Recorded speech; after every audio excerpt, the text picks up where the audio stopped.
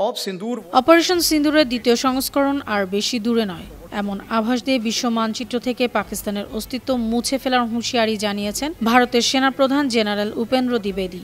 ভারতের প্রতিরক্ষা মন্ত্রী রাজনাথ সিংও পাকিস্তানের ইতিহাস ও ভূগোল দুই বদলে দেওয়ার হুমকি দিয়েছেন।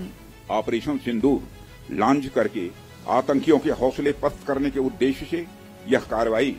রাজস্থানের অনুপগড়ের একটি সেনা পোস্টে বক্তৃতা দেওয়ার সময় জেনারেল দ্বিবেদী বলেছেন, পাকিস্তান যদি বিশ্ব মানচিত্রে তার অবস্থান ধরে রাখতে চায় তাহলে রাষ্ট্রীয় পৃষ্ঠপোষকতায় সন্ত্রাসবাদ বন্ধ করতে হবে। যদি ইসলামাবাদ সন্ত্রাস রপ্তানি বন্ধ করতে অস্বীকার করে তাহলে অপারেশন সিন্দুর 2 খুব দূরে নেই।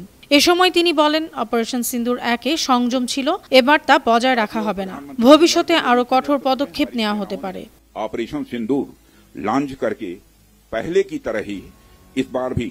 দ্বিবেদী দাবি করেছেন, অপারেশন সিন্দুরে ভারতীয় বাহিনী, যুক্তরাষ্ট্রের তৈরি F-16 এবং চীনের F-17 সহ 4 থেকে 5টি পাকিস্তানি যুদ্ধবিমান ভূপাতিত করেছিল। অপারেশন সিন্দুরের মূল লক্ষ্য ছিল সন্ত্রাসীদের গোপন আস্তানা, প্রশিক্ষণ কেন্দ্র এবং তাদের মাস্টারমাইন্ডদের নিশ্চিহ্ন করা। এ সময় ভারতীয় সৈন্যদেরও প্রস্তুত থাকার আহ্বান জানান তিনি। এদিকে ভারতের প্রতিরক্ষা মন্ত্রী রাজনাথ সিং বলেছেন, ভারতের সার্ক্রিক অঞ্চলে পাকিস্তান কোনো রকম দুঃসাহসিক কার্যকলাপ দেখালে এর কড়া জবাব দেবে তার দেশ, যার ফলে পাকিস্তানের ইতিহাস ভূগোল পর্যন্ত বদলে যেতে পারে। आतंकियों के हौसले पस्त करने के उद्देश्य से यह कार्रवाई।